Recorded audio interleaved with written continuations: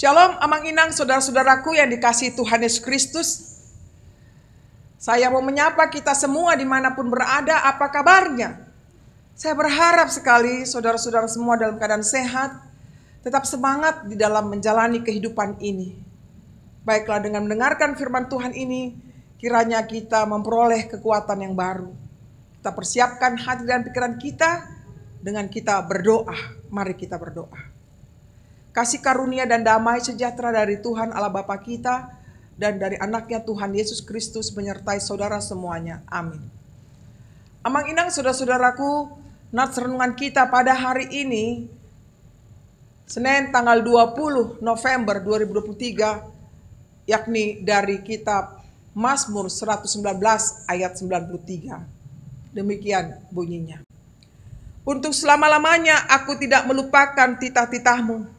Sebab dengan itu engkau menghidupkan aku. Sekali lagi, untuk selama-lamanya aku tidak melupakan titah-titahmu. Sebab dengan itu engkau menghidupkan aku. Demikian bunyinya. Mencintai firman Tuhan. Saudara-saudaraku, sebuah ungkapan cinta ditulis lengkap oleh Daud dalam Mazmur 119 ini. Mazmur ini sangatlah panjang dari kitab-kitab yang lain di dalam satu pasal. Bukan kepada seseorang, tetapi tentang rasa cintanya yang begitu besar kepada firman Tuhan, saudaraku.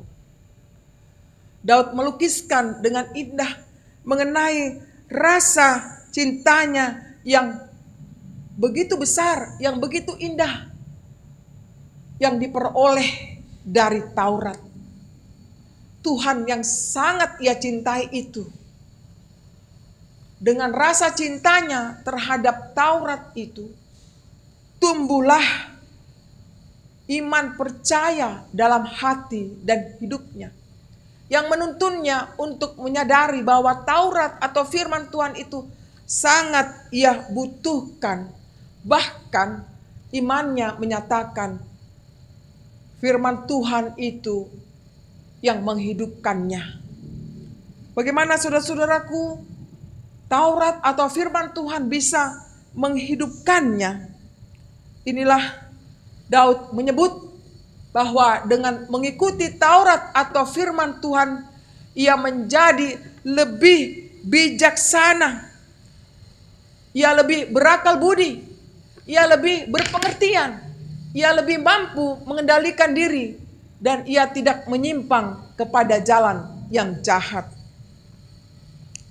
Artinya di situ adalah yang amat terpenting dalam hidup seseorang bukan seberapa materi yang telah dikumpulkan dan ia peroleh di dunia ini yang bisa membuatnya bahagia.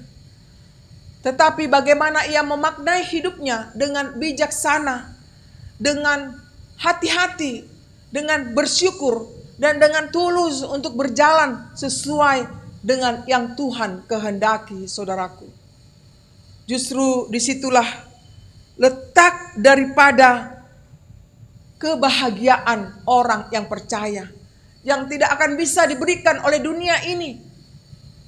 Melakukan firman Tuhan bagi orang percaya haruslah bukanlah beban, bukanlah paksaan, bukanlah tuntutan. Tapi yang sering terjadi justru sebaliknya. No time untuk mendengarkan firman Tuhan. No time untuk berdoa. No time untuk bersekutu. Karena kesibukan manusia. Seolah-olah kesibukan itulah segala-galanya. Di sini Daud bisa jatuh cinta, saudaraku. Sedemikian dalam karena ia telah menemukan begitu banyak hal yang membuktikan keampuhan firman Tuhan tersebut. Di dalam firman Tuhan ada banyak janji, ada banyak petunjuk, nasihat, tuntunan, hikmat dan teguran. Di dalam firman Tuhan adalah kuasa yang ampuh untuk kesembuhan, pemulihan, berkat, dan tentu saja keselamatan. Alangkah ruginya, saudaraku, apabila kita lari dari masalah kita, menganggap, menggali firman Tuhan, menggumuli firman Tuhan sebagai sesuatu yang menjemukan, yang membosankan, yang menjenuhkan, saudaraku. Maka di sini saya mengajak kita semua, hiduplah bersama firman Tuhan. Dan temukanlah segala tuntunan Tuhan yang akan mampu membuat hidup kita jauh lebih baik. Berubah dari kebiasaan buruk seturut rencananya. Dan akan mengarahkan kita kepada jalan yang telah Dia persiapkan bagi kita. Marilah saudaraku, untuk tidak melupakan akan firman-Nya, tetapi justru kita terus menerus hidup di dalam firman-Nya, karena firman-Nya itu memberikan kehidupan bagi kita semuanya.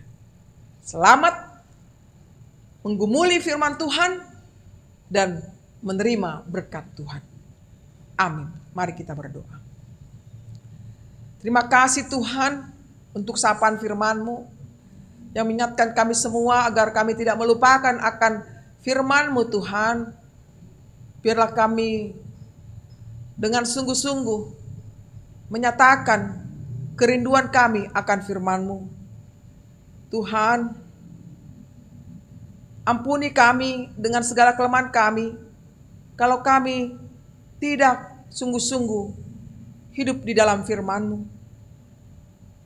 Biarlah pertolongan Roh-Mu yang kudus membimbing kami, mengingatkan kami semua untuk memberikan hidup kami dengar-dengaran akan firman-Mu serta melakukannya. Berkatilah hidup kami Tuhan, berkatilah sanak saudara kami, berkatilah jemaat-Mu Tuhan dimanapun mereka berada. Kami berdoa Tuhan, peperangan di tengah-tengah dunia ini yang masih terjadi hingga saat ini, kiranya Engkau memberikan Tuhan kedamaian di dalam hati sanubari mereka, untuk mereka boleh berdamai Tuhan, untuk memberikan kedamaian juga bagi sesamanya. Engkau penuh kuasa Tuhan, bisa mengalahkan peperangan itu terjadi. Tidak lagi adanya korban-korban bencana atas peperangan itu. Para pemimpin negara-negara yang sedang berperang, biarlah mereka Tuhan bisa melihat kembali apa yang sudah mereka lakukan itu, agar mereka Tuhan mengikuti jalan-Mu. Oh Tuhan, kami berharap kedamaian terjadi di tengah dunia ini. Inilah doa kami Tuhan, hanya dalam Yesus Kristus Tuhan kami. Kami sudah berdoa dan mengucap syukur padamu. Amin. Terimalah berkat Tuhan, kasih karunia dari Tuhan kita Yesus Kristus dan kasih Allah Bapa serta persekutuan Roh Kudus menyertai saudara semuanya. Amin.